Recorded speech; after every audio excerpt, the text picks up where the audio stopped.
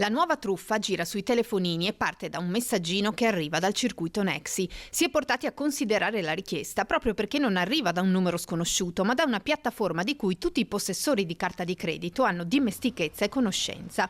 In poche ore in Friuli però si sono verificate due truffe molto simili, per cui occorre fare molta attenzione.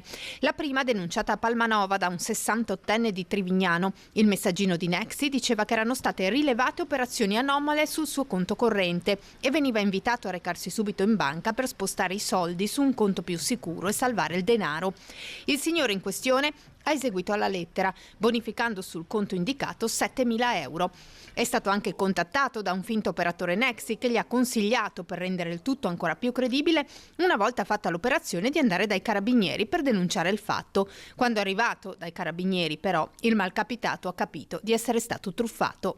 Stessa sorte per un 83enne di Lestizza. Messaggino da circuito Nexi, in questo caso si denunciava una frode informatica con urgenza estrema di spostare il denaro. È arrivata anche una chiamata da un finto maresciallo dei carabinieri. L'anziano signore ha fatto quindi un bonifico istantaneo di 20.000 euro sul conto corrente postale indicato dai truffatori. Siccome poi le richieste continuavano, si è recato dai carabinieri, quelli veri, di Mortegliano, capendo di essere stato vittima di truffa.